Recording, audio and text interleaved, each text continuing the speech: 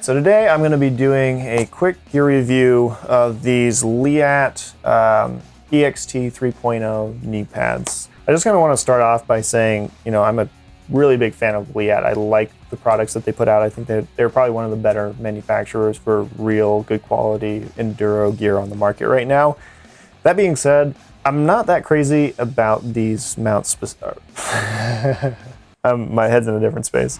I'm not a big fan of these particular knee pads, and there's a couple of reasons. Now, I'm going to start out by giving you all the technical data sheet bullshit that everybody else gives you in a video, and then I'm going to give you the practical experience having put hundreds of hours on these knee pads, so that way you can know what you're really going to get when you put them on. It's just like, I want to take a jab as much as I can with gear review videos at every other gear review video.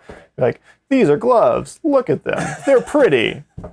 Like, nobody gives a shit. Have you put hours on them? Do they work? Do they hold up? You know, that kind of thing. I think that that's really the value that I'm trying to bring with these. So just going over the features real quick with these, what you're gonna notice right off the bat is that they've got this hard shell exterior. It's got some flex to it. And behind that, it's got a 3DF foam, so it has some padding between this harder outer shell and your knee. So that's kind of a cool feature. It's full length, and that's the EXT part of it, is the full extension. It allows you to fit the shin pad into the top of your boot. I wear these inside of my pants, and it fits fine. You know, you just stick it on first, put your pants on over, and then you get full protection from the top of your knee down to the bottom of your shin, from your boot down. They offer really good protection in that way, and I actually have not had any problems there. So as far as weight is concerned, I think both of these weigh 1.32 pounds combined. So for the protection to weight ratio, I'd say that they're very lightweight and still offer a lot of protection. On the back here, you're gonna notice they've got this spandex-like material that stretches around your thigh, and then it's got a gap here in the back for the back of kind of your pit of your knee. And then it's got these 3 Velcro straps that hold it in place. On the point of price, that really depends on where you buy them. If you buy them off of Leatt's website, at least right now, and this is kind of after they've been out on the market for a while, they're about $65. I think when I bought them new, I bought them from just like the local shop, and they were like 85 bucks. So it really just kind of depends on where you buy them from. So I'm gonna start out by telling you the good things, and then I'm gonna kind of tell you the bad things. The main point, the thing that I like about these is the protection. Now, I've not had any major knee injuries having worn these. Obviously, they're not braces, they're just purely knee pads, so you can't expect, you know, like ACL protection or anything like that out of them. They're a solid knee pad in that, you know, this outer protection holds up. I've not had any issues with it or my knees. So really happy for them. They've saved me a lot of pain. I've definitely put a lot of crashes into the dirt wearing these, and my knees weren't really the thing I was thinking about in that moment. So grateful to Leatt for having made a product that really protects you when you need it. So let's just kind of touch on the things that I've noticed with these, having used them, like I said, for probably hundreds of hours at this point. Kind of the first thing is these straps. Now, if it wasn't for these straps, I wouldn't be considering replacing them. They're built in. You can't really replace them unless you're gonna sew in some new straps. They're just sewed in. You can't do anything about that. But they stretch out, right? Like, you know, I paid 85 bucks for these things, approximately, as I remember. And the straps are just, they're starting to go. Like, they really don't provide anything in terms of holding these in place. I really rely on the boot and the pants to make sure that these don't go flying off. So it's kind of a little bit frustrating, considering, like, I would still be running these probably for hundreds of more hours if it wasn't for these Velcro straps. So I really wish, and I know this is an issue with a lot of different knee pads because they all use the same similar Velcro or kind of spandex strap, but I really wish they'd come up with a new system that would be a little bit more durable, or at least as durable as the rest of it, so that way you wouldn't wear out one part of it and then, you know, have to throw them out for a new pair. Along the same lines, when I'm talking about these straps, so they've incorporated these kind of rubber ends to the Velcro straps here. And what I've noticed with these is that the first time I went to go ride, if I put the knee, if I strapped it down all the way around like that, and I wear Grenade SG10 boots, at least I have been for the entire time I've been running these. When I wrap the strap on the bottom all the way around, this part that tucks into your boot, what I noticed was that this was putting pressure on my shin and it was super uncomfortable. So now what I've had to do is run it right about like there, and it doesn't put as much pressure on it. And I'm not sure if that's just the boots, but my complaint with these is like, you don't really need this. It's actually really uncomfortable. I don't know how to describe it. It's just like when you have that long pressure being placed on your shin, it gets really uncomfortable. You know, when it comes to protective gear, one of the biggest factors that comes into play is this comfort factor. And it's really because what it comes down to over the long term, especially if you're riding long days, like 8, 12 hours, is fatigue, right? That's the thing that you want to try to get away from, and that's the thing that you want to try to eliminate. And your gear, you know, you have to set it up right, you have to make sure you have good quality stuff. And if you don't, and you've got that one thing that's nagging at you,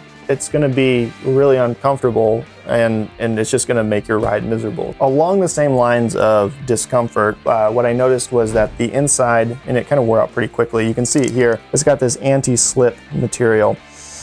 It's kind of a rubber. And it's kind of hard to see, but on the inside of the knee pad here, they incorporated it here a little bit. And what I noticed was, and it may have been here around this outer ring here, but what I noticed was that that thing really dug into my kneecap. And like, I don't know, I got hairy knees, and maybe that's my problem, I don't know. But like, that thing tugged on my knee hair, and I just like pulled these things off, and like knee hair, leg hair came out with it. And it was just, I had a ring around the top of my knee. I remember that very specifically, and it was just red, and it like hurt for like a couple days. The anti-slip portion of it just dug in and really pulled on my skin, and it was really uncomfortable. Fortunately, over time, the anti-slip material kind of, I don't know, became less anti-slip, and that kind of went away. But like right off the bat, I was not happy about my purchase with these because of that sheer discomfort between this little rubber thing here and that anti-slip thing. What I have noticed about these is that right across the top of my knee, right here, it wears through the skin. The top of my knees were just burning, and like they scab over and all of that. Like if you're gonna wear these for, you know, 2-3 hours at a time, maybe up to 5, you're probably not gonna notice it. But if you're out for a long ride, I would recommend getting some like Under Armour leggings or something that you're gonna put on underneath these, and that's going to help reduce that friction on your skin and help you kind of keep from getting kind of scabs and things like that. So now getting down to my last gripe about these knee pads, and that is the Velcro. The Velcro doesn't really stick all that well. And where you're really going to notice it, especially when you're wearing these inside of your pants,